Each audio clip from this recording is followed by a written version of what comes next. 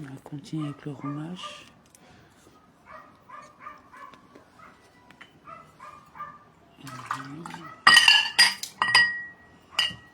Bon.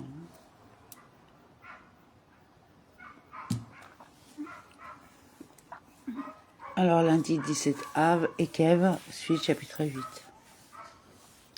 Garde-toi d'oublier l'Éternel ton Dieu, ne négliger ses préceptes, ses institutions et ses lois que je t'impose en ce jour. Peut-être jouissant d'une nourriture abondante, bâtissant de belles maisons où tu vivras tranquille. Voyant prospérer ton gros et ton menu bétail, croître ton argent et ton or, se multiplier tous tes biens. Peut-être ton cœur s'enorgueillira-t-il et tu oublieras l'Éternel ton Dieu qui t'a tiré du pays d'Égypte et de la maison de servitude, qui t'a conduit à travers ce vaste et redoutable désert plein de serpents venimeux et de scorpions au sol aride et sans eau, qui a fait pour toi jaillir des eaux de la pierre des rochers, qui t'a nourri dans ce désert d'une manne inconnue à tes aïeux, car il voulait t'éprouver par les tribulations pour te rendre heureux à la fin.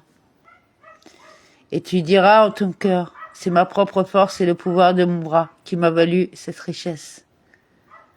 Non, c'est de l'Éternel ton Dieu que tu dois te souvenir, car c'est lui qui t'aura donné le moyen d'arriver à cette prospérité, voulant accomplir l'alliance jurée à tes pères, comme il le fera à cette époque.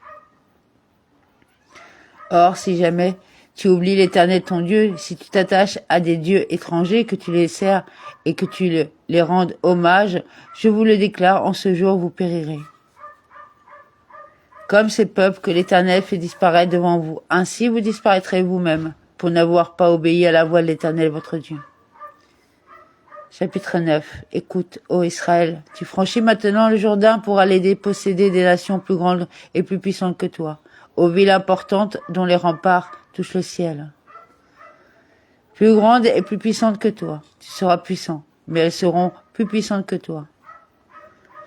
Une peuplade nombreuse et géante des enfants d'Anak. Et tu sais, toi-même, tu l'as souvent ouï dire, qui peut tenir tête aux enfants d'Anak. Tu reconnaîtras donc que c'est l'Éternel ton Dieu qui marche devant toi, comme un feu dévorant. C'est lui qui les anéantira, lui qui les fera plier devant toi, si bien que tu les vaincras et les détruiras sans peine, comme l'Éternel te l'a promis. Amen. Amen.